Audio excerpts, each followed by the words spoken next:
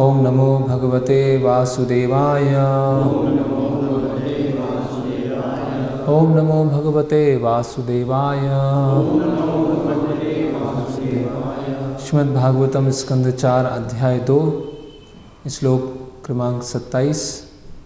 तस्य एवं वदतः शापं श्रुत्वा दुजुकुलाय वै भृगु प्रत्यसृजत शापं ब्रह्मदंडं दुरत्ययं। तस्यैवं वदता शापं श्रुत्वा दुजुकुलाय वै भृगु प्रत्यसृजत शापं ब्रह्मदंडं दुरत्ययम्। शब्दार्थ। तस्य उसका, नंदीश्वर का, एवं इस प्रकार, वदतः शब्द, शापम शाप, श्रुत्वा सुनकर, दुजुकुलाय ब्राह्मणों को, वै निसंदेह, भृगु ने प्रत्यसृजित दिया, शापम शाप, ब्रह्मदंडम ब्राह्मण द्वारा दिया गया दंड, दुरत्ययम दुर्लभ्य दुस्तर। अनुवाद एवं तात्पर्य। कृष्ण कृपा मूर्ति अभय चरणारविंद भक्तिवेदांत स्वामी श्रील प्रभुपाद जी द्वारा अनुवाद। इस प्रकार जब नंदीश्वर ने समस्त कुलीन ब्राह्मणों को शाप दे दिया तो प्रतिक्रिया स्वरूप भृगु मुनि ने शिव के अनुयायियों की भर्त्सना की और उन्हें घोर ब्रह्म शाप दे दिया। तात्पर्य। दुरत्यया शब्द का व्यवहार ब्रह्म दंड अर्थात ब्राह्मण द्वारा दिए जाने वाले शाप के प्रसंग में हुआ है। ब्राह्मण द्वारा दिया गया शाप अत्यंत घोर प्रबल होता है, इसीलिए उसे दुरत्यया अर्थात दुष्कर कहा गया है। जैसा कि भगवान ने भगवद गीता में कहा है कि प्रकृति के कठोर नियम दुर्लभ हैं, इसी प्रकार यदि कोई ब्राह्मण शाप देता है तो वह भी दुर्लभ है। किंतु भगवद गीता में यह भी कहा गया है कि भौतिक लोक के शाप या वरदान अंततः भौतिक सृष्टियाँ ही हैं। चैतन्य चरितामृत से इसकी पुष्टि होती है कि जिसे भौतिक जगत में वरदान या शाप माना जाता है वे दोनों वस्तुतः एक ही धरातल पर हैं, क्योंकि वे भौतिक हैं। अतः इस भौतिक कलमश से छुटकारा पाने के लिए भगवान की शरण ग्रहण करनी चाहिए, जैसा कि भगवद गीता 7:14 में कहा गया है। मामेवा ये प्रपद्यन्ते माया मेताम तरन्ति ते। सर्वश्रेष्ठ मार्ग यही है कि शाप तथा वरदान से ऊपर उठा जाए और भगवान कृष्ण की शरण ग्रहण की जाए और दिव्य स्थिति में रहा जाए। जिन लोगों ने श्री कृष्ण की शरण ग्रहण कर ली है वे सदैव शांतिपूर्वक रहते हैं। ना तो उन्हें कोई शाप देता है, ना वे किसी को शाप देते हैं। यही दिव्य स्थिति है। ओम अज्ञानतिमिरन्धस्य ज्ञानांजनं शलाकया चक्षुरुन्मिलितं येन तस्मै श्री गुरुवे नमः। श्री चैतन्य मनोभीष्टं स्थापितं येन भूतले स्वयं रूप कदा मह्यं ददाति स्वापदान्तिकं। वन्देऽहं श्रीगुरोर्श्रीयुतपदकमलं श्रीगुरून् वैष्णवांश्च श्रीरूपं साग्रजातं सहगण रघुनाथान्वितं सजीवं साद्वैतं सावधूतं परिजनसहितं कृष्णचैतन्यदेवं श्रीराधा कृष्णपादान् सहगण ललिता श्रीविशाखान्वितांश्च। नमः ओं विष्णुपादाय कृष्णपृष्ठाय भूतले श्रीमते भक्तिवेदांत स्वामीति नामिने। नमस्ते सारस्वते देवे गौरवाणी प्रचारिणे निर्विशेष शून्यवादी पाश्चात्य देशे तारिणे। जय श्री कृष्ण चैतन्य प्रभु नित्यानंद श्री अद्वैत गदाधर शिवासादि गौर भक्त वृंद। हरे कृष्णा कृष्णा कृष्णा हरे हरे, हरे राम राम राम हरे हरे। हरे कृष्णा। तो यहाँ पर हम देख रहे हैं कि शाप का उत्तर शाप। कर्स, काउंटर कर्स चल रहा है ना। जो नंदीश्वर हैं उन्होंने जो दक्ष के यज्ञ में उपस्थित जो ब्राह्मण हैं उनको श्राप दिया, और जो ब्राह्मणों का नेतृत्व कर रहे थे भृगु मुनि, उन्होंने श्राप दिया। तो एक दूसरे के ऊपर श्राप चल रहा है यहाँ पर। और ये प्रारंभ कैसे हुआ कि सबसे पहले दक्ष प्रजापति ने शिव जी को श्राप दिया कि जो भी यज्ञ में आहुतियाँ दी जाएंगी उसमें से शिव जी का कोई भाग नहीं होगा। अन्य सभी देवी देवताओं को भाग मिलेगा लेकिन शिव जी को भाग नहीं मिलेगा। तो एक तरह से वो शिव जी के लिए वरदान हो गया। प्रभुपाद जी वहाँ तात्पर्य में लिखते हैं कि अभी शिव जी को जो भौतिकतावादी लोग हैं जो अलग अलग तरह के यज्ञ कर रहे हैं तो उसका भाग शिव जी को नहीं बनना पड़ेगा। तो ये हम देखते हैं कि 9वें स्कंद में जो जमदग्नि है परशुराम जी के पिता, वो बोलते हैं कि जो ब्राह्मण है उनका एक गुण होता है क्षमा करना, है ना। ब्राह्मणों का आभूषण है क्षमा, है ना। कि कोई उनके प्रति अगर कुछ श्राप देता है, उनका तिरस्कार करता है ना, या उनको उपेक्षा करता है, तो ब्राह्मण क्या है उसको गंभीरता से नहीं लेते, उनको वो क्षमा कर देता है।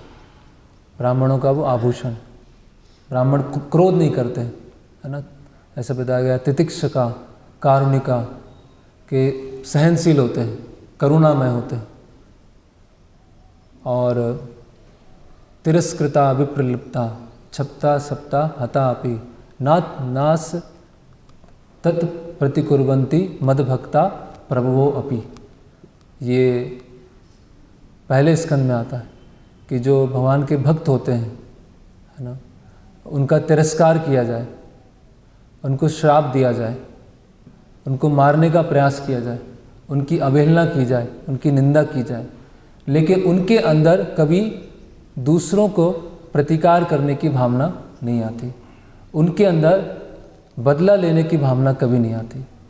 तो जो ब्राह्मण है उसमें कभी भी, जो वास्तव में ब्राह्मण है, वो ऐसा विचार ही नहीं करेगा कि किसी ने उसके प्रति अपराध किया है ना। वो अपनी जो एग्जिस्टेंस है, अपनी जो सत्ता है, उसको इतना इनसिग्निफिकेंट समझेगा कि मैं इतना तुच्छ हूँ कि कोई मेरे प्रति अपराध कैसे कर सकता है। तो अगर किसी ने मेरे प्रति अपराध नहीं किया है तो कैसे बदला लेने की भावना आ गई। तो ये जहाँ पर ये कर्स और काउंटर कर्स चल रहा है ना, वाद विवाद था ना बहुत। एक बोलता है मैं सही हूँ तुम गलत हो, वो बोलता है नहीं मैं सही हूँ वो गलत है, और आपस में क्या हो जाता है, वाक युद्ध हो जाता है, और सब अपने आप को सही घोषित करने के लिए पीछे, है ना, वो तुले होते हैं कि हाँ। तो यहाँ पर कुछ यही चल रहा है कि नंदीश्वर हैं वो उनको श्राप दे रहे हैं, और जो दक्ष प्रजापति की सभा में जो ब्राह्मण हैं, भृगु मुनि हैं, वो उनको श्राप दे रहे हैं। तो यहाँ पर हमें समझना चाहिए कि ये ब्राह्मणों में हालांकि श्राप देने की शक्ति होती है, वो क्षमाशील भी होते हैं और श्राप भी दे सकते हैं, क्योंकि उनके अंदर तपस्या का बल है ना, तपस्या का बल है जिससे वो श्राप दे सकते हैं। और कई बार हम देखते हैं जैसे शुक्राचार्य श्राप देते हैं, किसको श्राप देते हैं, राजा ययाति को, है ना। तो अभक्त जो है या ब्राह्मण है लेकिन भक्त नहीं है, अगर वो श्राप देते हैं तो उसमें सामने वाले का हित नहीं होता है ना, या वो अपने इंद्रिय तृप्ति को बढ़ाने के लिए वो श्राप देते हैं, उसमें किसी का भला नहीं है। जैसे अभी शुक्राचार्य, तो शुक्राचार्य की पुत्री थी देवयानी, तो शुक्राचार्य ने श्राप दिया। क्यों श्राप दिया? क्योंकि राजा ययाति जो हैं वो देवयानी की सहेली बोल सकते हैं या प्रतिद्वंदी बोल सकते हैं, उनके साथ वो संग करने लगते हैं। और फिर जो शुक्राचार्य हैं उन्होंने मना किया था कि देवयानी के अलावा तुम अगर किसी के पास में गए मैं तुम्हें श्राप दे दूँ। तो क्या होता है, जो राजा ययाति होते हैं वो है ना, वो नपुंसक ऐसे हो जाते हैं। तो यहाँ उनको श्राप दिया गया। तो श्राप देने का वो जो था कि ब्राह्मण देते थे है ना, वो डिसिप्लिन करने के लिए है ना, कभी क्रोध व्यक्त करते थे जो वास्तव में ब्राह्मण है, वो अनुशासन में रहे, इसलिए वो श्राप दिया जाता था है ना। लेकिन उसका बिगड़ा रूप क्या है कि क्रोध, अति क्रोध आ गया है ना, या अपना संयम खो दिया, और संयम खोने के बाद बस श्राप दे दिया, जो कि यहाँ पर अभी दक्ष यज्ञ में चल रहा है। लेकिन भक्त जब श्राप देते हैं तो उनका जैसे हम देखते हैं, जैसे गांधारी है ना, तो गांधारी उनके जो पुत्र हैं 100 कौरव, जब उनकी मृत्यु हो जाती है तो बहुत क्रोध में आ जाती है, और वो युधिष्ठिर महाराज और भीम को भी श्राप देना चाहती है। तो व्यासदेव जी वहाँ पर रोक लेते हैं। लेकिन बाद में जब कृष्ण हैं उनसे मिलने आते हैं तो गांधारी क्या करती हैं, जो कृष्ण है उनको ही श्राप दे देती है ना, कि सारे यदुवंश का क्या हो जाएगा, जैसे तुमने भाइयों को लड़वाया है आपस में, और भाइयों के लड़वाने से सारा कौरव वंश नष्ट हो चुका है, उसी तरह से तुम्हारा यदुवंश भी क्या है, नष्ट हो जाएगा। तो गांधारी इस तरह से श्राप देती। और रिसेंट ये अभी कुछ समय की पहली घटना है कि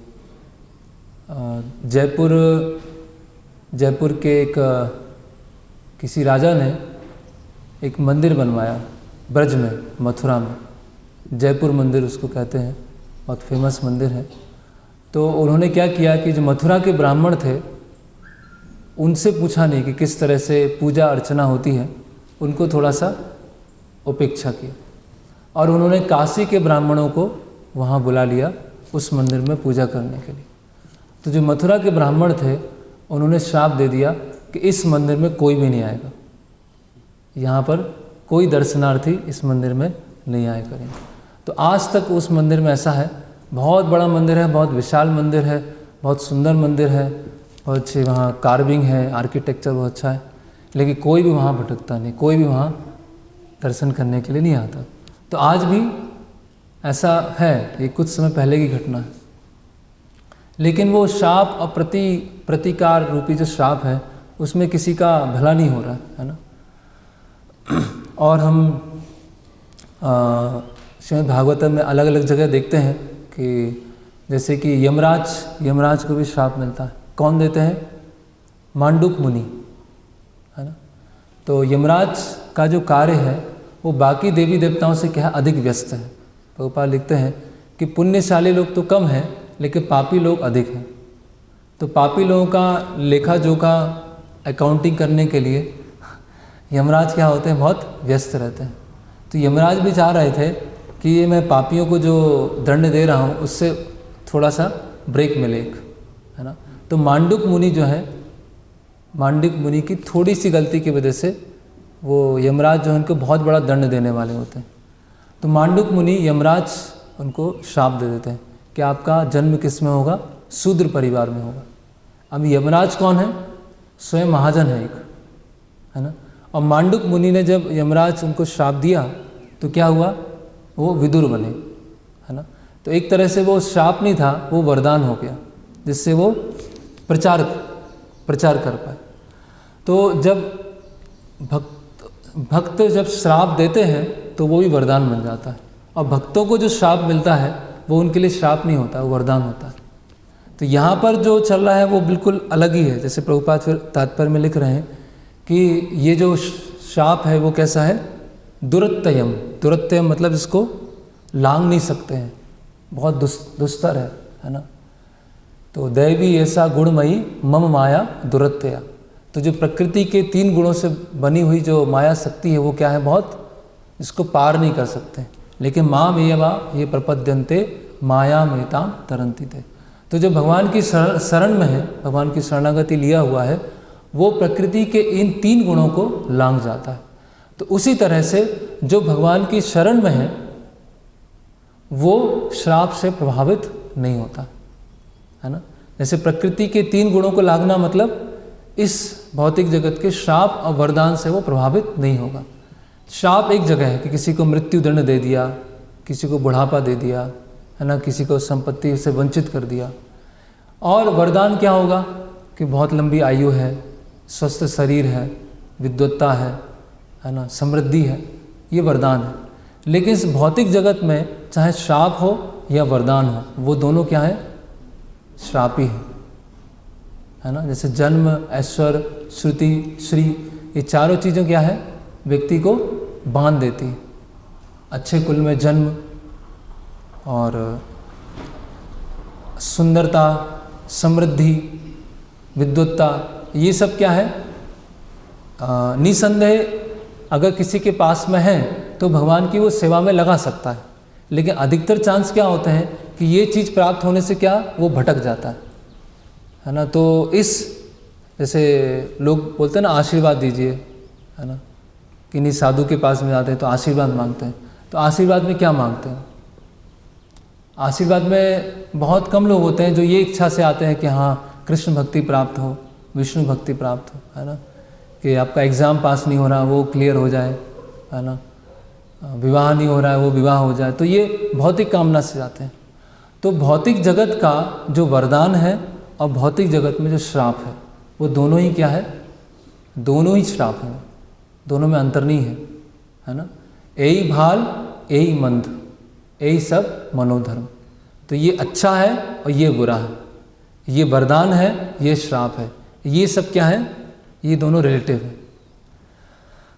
लेकिन हम भक्त समाज में देखते हैं कि अगर किसी भक्त को श्राप मिला है तो उसके लिए वरदान बन गया। जैसे कि परीक्षित महाराज, है ना, परीक्षित महाराज को कौन श्राप देते हैं? श्रृंगी, ऋषि श्रृंगी। तो ऋषि श्रृंगी क्या श्राप देते हैं कि 7 दिन के अंदर ऋषि श्रृंगी क्या बोलते हैं कि जो ब्राह्मण होते हैं वो कैसे होते हैं? वॉच डॉग, रखवाले, है ना, कुत्ते ऐसे होते हैं। और किसके टुकड़ों में पलते हैं? राजा। तो एक जो वॉच डॉग कुत्ता है वो किसी राजा के घर वो कैसे एक्चुअली, हाँ, राजा जो है वो ब्राह्मणों की शक्ति पर रहते हैं। तो एक राजा कैसे ब्राह्मण की कुटिया में आकर और ऐसे कर सकता है कि सांप डाल दिया गले के अंदर, तो 7 दिन के अंदर क्या हो जाए? मृत्यु हो जाए। तो यहाँ पर परीक्षित महाराज ने कोई भी प्रतिकार नहीं किया। यहाँ हम देख रहे हैं प्रतिकार कर रहे हैं, श्राप मिल गया, भृगु मुनि ने भी प्रतिकार कर दिया कि शिव जी के उपासक का ये हो जाएगा। आगे हम देखेंगे आने वाले श्लोक में। लेकिन परीक्षित महाराज क्या है? कोई चिंता नहीं। अच्छा है वो श्राप क्या हो गया? इतनी सारी राज्य की जिम्मेदारियां थी, अच्छा है अपने पुत्र को वहाँ पर बैठा के वो चले जाते और फिर भागवतम सुनता। तो यहाँ पर श्राप किस में बदल गया? वरदान में बदल गया, है ना। तो आध्यात्मिक जीवन में भक्तों के लिए कोई अच्छा या बुरा नहीं है, सभी अच्छा हो जाता है, चाहे वो वरदान हो या वो श्राप। वो भगवान की सेवा में आने के लिए और मददगारी हो जाता। और इससे बड़ा जो श्राप है और किनको मिला? चित्रकेतु महाराज को। और किन्होंने श्राप दिया? वो तो ऐसा श्राप था कि पार्वती जी ने दिया कि जब चित्रकेतु महाराज अपने यान से घूम रहे थे और यान से घूमने के कारण जब वो कैलाश पहुंचते हैं और देखते हैं कि शिव जी और पार्वती जी इस तरह से बैठे हुए हैं, तो चित्रकेतु महाराज थोड़ा सा हंसते हैं। और जैसे हंसते हैं तो पार्वती जी को बहुत बुरा लगता है। और पार्वती जी को जैसे बुरा लगता है तो वो श्राप दे देती है कि तुम्हारा अगला जन्म कहाँ पर हो? एक असुर योनि में हो, तुम असुर हो। तो यहाँ पर चित्रकेतु महाराज ने कोई डिफेंड नहीं किया अपने आप को, नहीं मुझे कैसे श्राप दे सकते, मैं सही हूँ, मैंने तो कुछ समय पहले अनंत देव के दर्शन किए थे, संकर्षण के दर्शन किए थे, मैं प्योर डिवोटी हूँ, मैं इसीलिए हंस रहा था, मेरी गलती क्या है, मैं तुम्हें श्राप देता हूँ। यहाँ परीक्षित महाराज भी श्राप दे सकते थे, पर प्रभुपाद जी लिखते हैं कि परीक्षित महाराज की जो सुरक्षा है उनके माता के गर्भ में ब्रह्मास्त्र से किया था। तो परीक्षित महाराज में भी इतना बल था कि ब्राह्मण के श्राप को वो न्यूट्रलाइज कर सकते थे, निरस्त कर सकते थे, और ब्राह्मण को भी श्राप दे सकते थे। लेकिन परीक्षित महाराज ने क्या किया? ना तो उसका कोई निरस्त किया, ना प्रतिकार किया। यही चित्रकेतु महाराज है। तो चित्रकेतु महाराज के साथ ये जब घटना हुई तो उससे पहले क्या है, वो स्वयं संकर्षण के दर्शन कर चुके हैं, भगवान साक्षात उनको दर्शन दे चुके हैं। और चित्रकेतु महाराज तो बोल सकते हैं कि मैं तो इसीलिए हंसा था, ऐसा हुआ था, मेरी क्या गलती है, मैं तो बिल्कुल सही था, मुझे ऐसा क्यों बोल दिया, अभी मैं ही पलट के देता हूँ।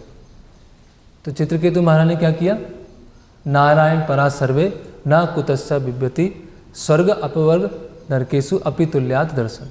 क्या बोलते हैं कि भक्तों के लिए स्वर्ग, नर्क या वैकुंठ दोनों एक समान।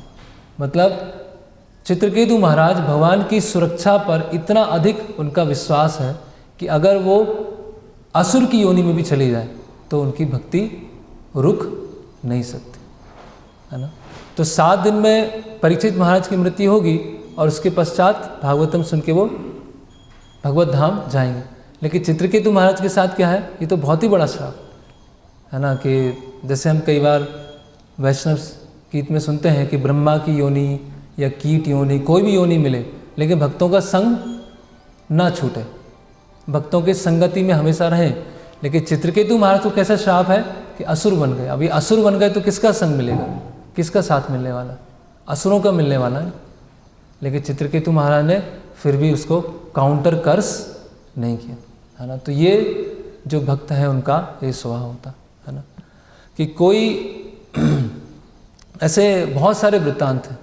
अभी दक्ष प्रजापति ने शिव जी के प्रति अपराध किया, आगे चल के अपराध करने में एक्सपर्ट हैं दक्ष प्रजापति। दक्ष है ना, किनको श्राप दिया, फिर नारद मुनि को श्राप दिया आगे चल के। तो दक्ष प्रजापति ने नारद मुनि को क्या श्राप दिया, है ना, कि वो क्या सोचते हैं, किसी का घर है और घर में रहकर वो एंजॉय कर सकता है, इसीलिए नारद मुनि का कोई घर होगा ही नहीं, वो एक जगह पर, है ना, कुछ ही दिन टिक पाएंगे और हमेशा क्या होंगे, घूमते रहेंगे घूमते रहेंगे घूमते रहेंगे। तो दक्ष को क्या लगा कि मैंने कितना बढ़िया श्राप दिया कि इनका घर ही नहीं होगा, अनिकेत। और नारद मुनि को क्या लगा, इससे अच्छा श्राप क्या हो सकता है, और घूमते रहो, प्रचार करते रहो, कोई घर ही नहीं है, पहले इधर गए फिर इधर गए फिर इधर गए, अलग अलग जगह प्रचार किया। तो भक्तों के जीवन में अगर श्राप आता है, अगर वो उसको सही दृष्टिकोण से देख रहे हैं तो वो उनके लिए कठिनाई नहीं है ना। जैसे बताया जाता है कि एक पिता है ना, अपने बच्चे को दूध पिलाएं या नीम का काढ़ा पिलाएं, तो दूध भी पिला रहे हैं या नीम का काढ़ा पिला रहे हैं, तो दोनों क्या है उसके लिए, उसके स्वास्थ्य के लिए अच्छा है, करेक्ट। अब नीम का काढ़ा जो है पीने में कड़वा लगेगा, पीने की इच्छा नहीं होगी, लेकिन अंदर जाके वो औषधि का काम करेगा। तो उसी तरह से भक्तों के जीवन में अगर कोई श्राप आता है, कोई वरदान आता है, या सुख आता है या दुख आता है, वो दोनों क्या है, वो महात्मा नाम सुमाम पार्थम दैवी प्रकृतिम आश्रितम, वो भगवान की दैवी प्रकृति के आश्रम है।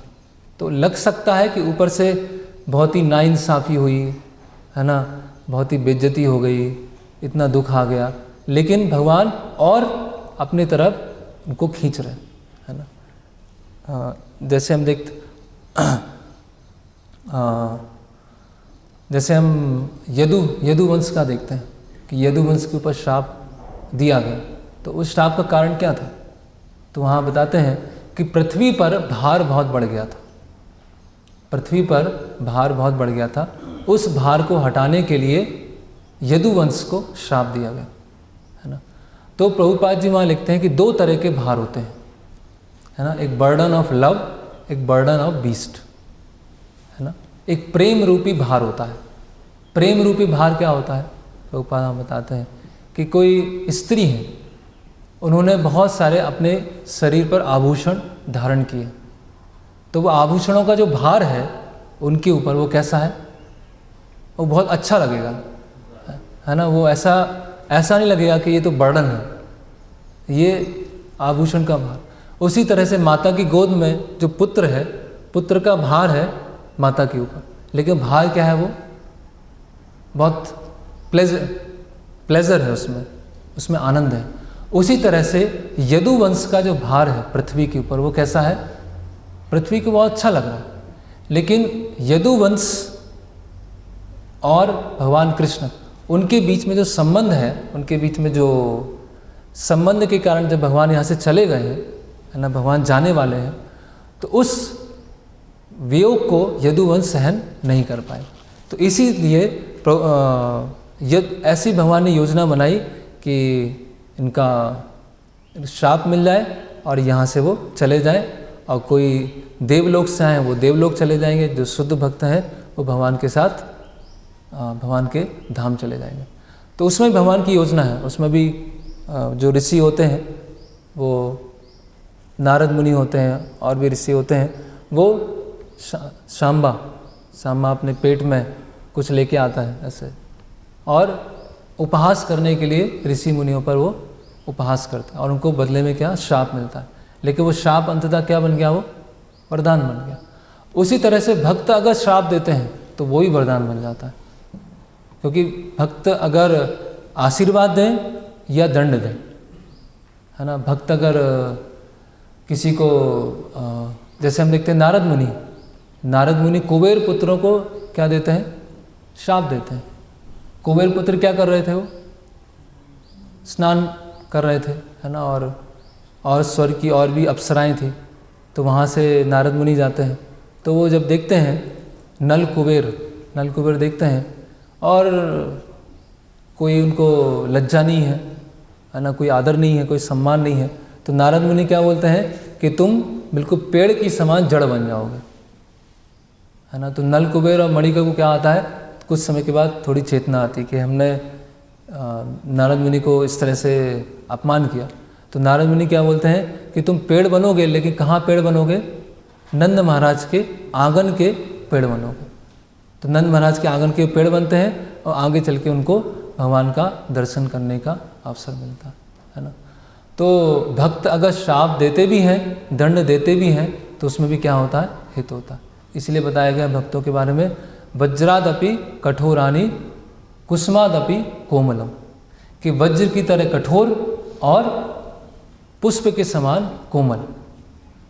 तो अगर वो किसी पर दया कर रहे हैं तो भी सामने वाले का हित है, और किसी को अगर दंड दे रहे हैं उसमें भी सामने वाले का हित है। अगर वो नरम व्यवहार है और कठोर व्यवहार है, तो दोनों में ही क्या है, सामने वाले का हित है। जैसे कि यहाँ चैतन्य चरितामृत में बताया गया है, चैतन्य दंड महासुकृति जे पाए, जारे दंडे मारिल वैकुंठ लोक जाए, कि चैतन्य महाप्रभु का दंड जिसको पड़ जाता है, वो क्या होता है, डंडा खा के सीधे वैकुंठ जाता है। चैतन्य दंड जे मस्तक करी लय, सही दंड तारे प्रेम भक्ति योग है।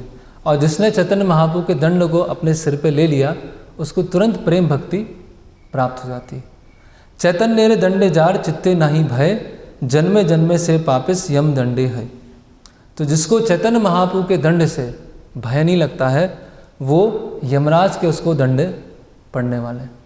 तो चैतन्य महाप्रभु के जो दंड है वो पड़ेंगे, या फिर यमराज के दंड पड़ेंगे, किसी न किसी के तो दंडे खाने ही पड़ेगा। तो इसीलिए भक्तों के जीवन में प्रभुपाद जी यहाँ बता रहे हैं कि ये जब तक व्यक्ति भौतिक जगत में है, तो उसके लिए सुख दुख, है ना, मान सम्मान, श्राप वरदान, ये द्वैत हमेशा बना रहता है। ये अच्छा है, ये बुरा है, ये मुझे अच्छा लगता है, ये मुझे अच्छा नहीं लगता।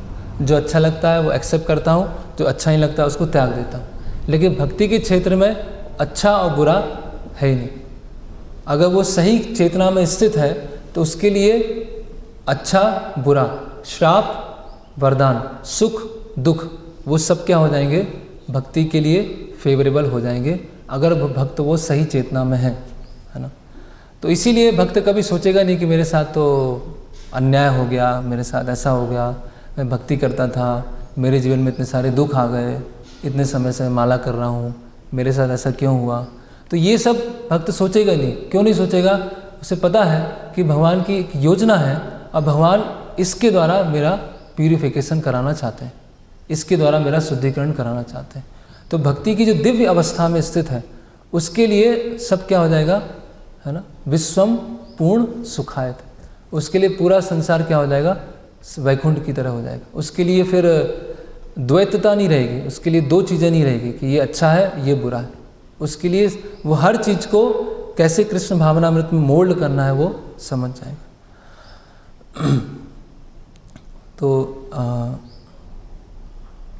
तो ये कुछ कैसे हमें द्वैतता से उठना है, कैसे संसार के सुख दुख शाप वरदान से उठना है, और भक्त अगर किसी को शाप और वरदान देते हैं तो दोनों में ही हित होता है, और भक्तों को अगर किसी के द्वारा शाप और वरदान मिलता है तो भी भक्तों को वो हित अंततः होने वाला है।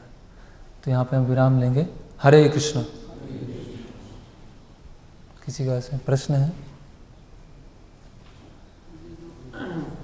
अभी जो ब्राह्मण है मतलब जो जन्म से हैं तो इनके पास ये तो तपस्या करते नहीं, तो ये कुछ श्राप देते हैं तो अभी जो ब्राह्मण हैं वो तपस्या नहीं करते हैं, तो बताएं कि कलयुग में केवल दो पैसा जनेऊ धारण करने से ब्राह्मण बन जाएंगे। तो वहाँ ऐसे ब्राह्मणों की बात नहीं हो रही है जिनके अंदर समा दमा तपा शौचम शांतिम आर्जम एवचा ज्ञान विज्ञान आस्तिक्यम ब्रह्म कर्म स्वभाव। तो हम देखते हैं कि भगवद गीता में ब्राह्मणों का कार्य नहीं बताया गया कि ब्राह्मण ये करते हैं, बाकी सबके कार्य बताए गए, कृषि गोरक्षा वाणिज्य, है ना। लेकिन ब्राह्मणों के क्या बताएं? गुण बताए हैं। वहाँ भगवद गीता में नहीं बताया कि जो यज्ञ करता है वो ब्राह्मण है, जो श्लोकों का पाठ करता है वो ब्राह्मण है। वो बताया जिसके अंदर समा दमा तपा शौचम शांतिम आर्जम एवच, जिनके अंदर ये गुण है वो ब्राह्मण है, वो प्राइमरी उसका लक्षण है। और बाकी वो भी बताया गया पठन पाठन यजन याजन दान प्रतिघात, वो उसका सेकेंडरी भाग है, प्राइमरी है वो गुण होना चाहिए। तो आजकल के हम ब्राह्मण देख सकते हैं अधिकतर, कुछ अभी भी हैं लेकिन अधिकतर तो इसमें फिट नहीं बैठते हैं। तो वो उनके द्वारा श्राप है या वरदान है वो कोई फलित नहीं होने वाला।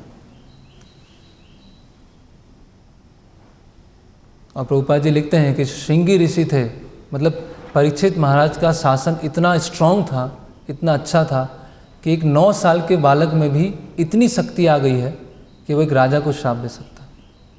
तो जब श्रृंगी ऋषि श्राप देते हैं तो प्रभुपाद जी राजा परीक्षित का गुणगान करते हैं कि कितना अच्छा राज्य है जहाँ पे सब अपने कर्तव्यों को फॉलो कर रहे हैं, और उस ब्राह्मण में जो छोटा बालक है उसके अंदर भी इतनी तेज है, ब्राह्मणत्व है। क्यों? क्योंकि राजा बहुत अच्छा है, राजा सब देख रहा है कि सब नियमों को पालन कर रहे हैं कि नहीं कर रहे।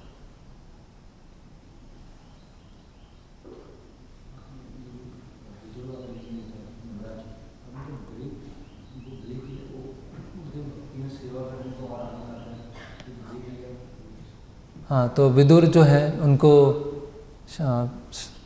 श्राप मिला यमराज जी को, तो उनका कार्य क्या था? जो पापी लोग हैं उनको दंड देना, है ना। तो जो भी पापी हैं उनको वो दंड दिया, लेकिन पापी लोग कैसे सुधरे तो वो और अच्छा है ना। तो यस, भगवान की पूरी जो सृष्टि है उसमें एक ये भी सेवा है कि पापियों को दंड देना, लेकिन पापियों को दंड देते देते भी एक करुणा आएगी ना कि पापी कैसे सुधरें।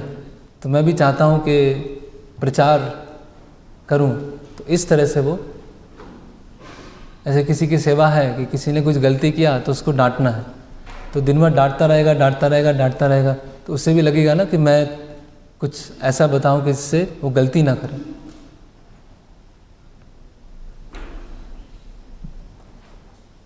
हरे कृष्णा। श्रील प्रभुपाद की जय। श्रीमद् भागवतम की जय।